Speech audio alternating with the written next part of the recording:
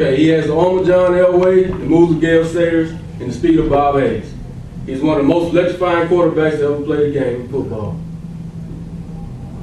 As football fans, we all know the success that Michael Vick had on the football field. As animal lovers, we all know the cruel crimes that he was convicted of doing.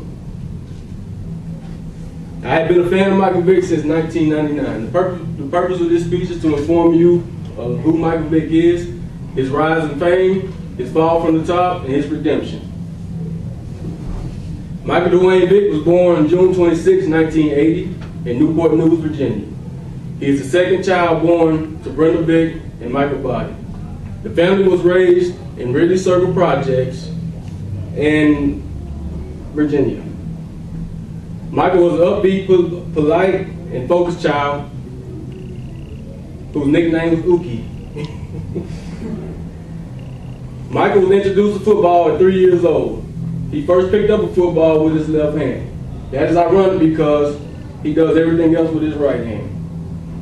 He attended Ward High School, where he grew close to Coach Tommy Reaman.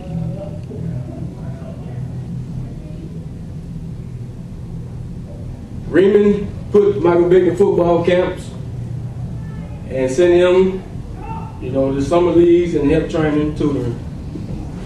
Upon his dad, Michael Vick became one of the best players in high school. He was a preseason All-American as a senior. Michael Vick chose to go to the University of Virginia Tech because it was close to home and he wanted to be close to his family. Frank Beamer, which was the head coach of Virginia Tech, told Michael Vick to redshirt his freshman year. Well, the next year Michael Vick came in, he knew the offense, and he led the team to an undefeated season that year, and they earned a spot in the national championship game. Well, they got beat that year. Michael Vick came back for one more year. But that second year was a year that he learned, what all he needed to do as a quarterback, and he gained experience, and that's when people started recognizing that he had the talent to make it in the NFL. So after he came the next year, he chose not to come back for his last 2 years, and he went to the NFL. The Atlanta Falcons drafted Michael Vick as the #1 overall pick in 2001. He received a 6-year, $62 million contract, and $15 million of that was bonus money, signing bonus. Just like at Virginia Tech, he had to sit for a year before he could play. He got to learn offense with Dan Reeves, and he took over in 2003. He came in, led the team to the playoffs, and earned his first Pro Bowl. The next season, he was injured for most of the season, and the Falcons had a bad, I think they was 2-9 that year. And when he came back, 2004, the Falcons won the NFC South and also made it to the NFC Championship game, in which they was beaten by the Philadelphia Eagles. January 2005, the Atlanta Falcons rewarded him with a 10-year, $130 million contract.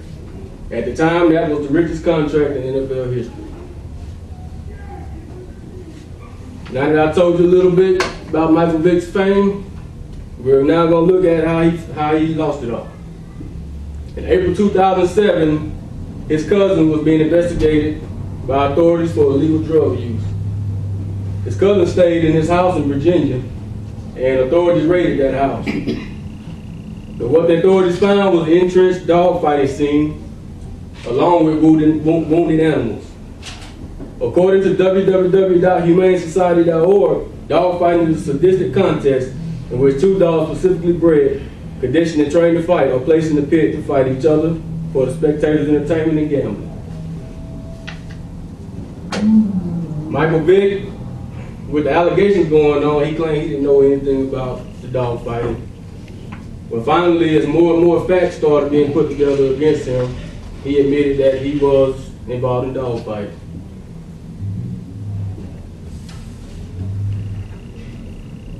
He eventually pled guilty, that he funded bad news kennels, that he also gambled on the dogs, and that he also killed some of the dogs himself.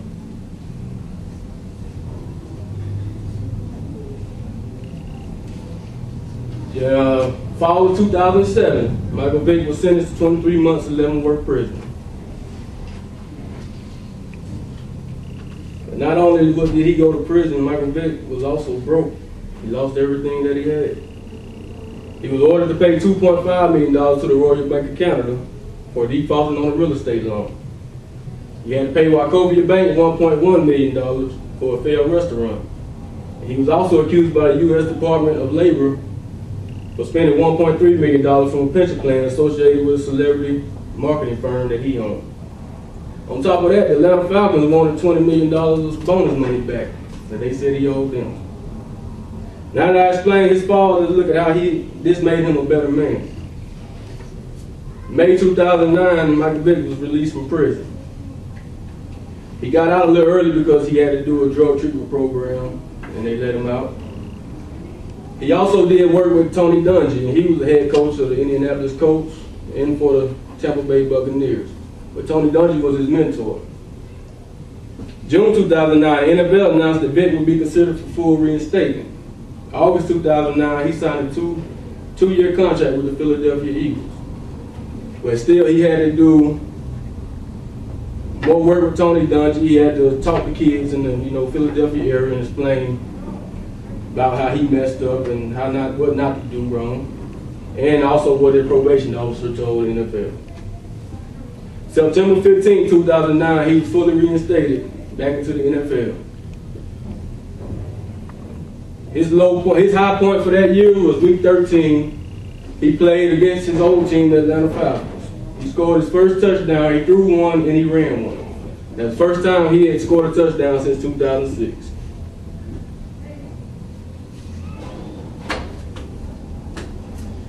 Okay.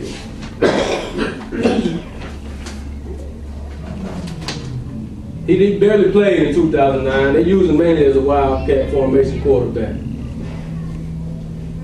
At the end of the season, the Philadelphia Eagles released Donovan McNabb. And they made Kevin Carr the starting quarterback, and Michael Vick was the second string quarterback. But Kevin Carr was injured in the first game of this year by the Green Bay Packers. Michael Vick came in and almost led a comeback victory against Green Bay.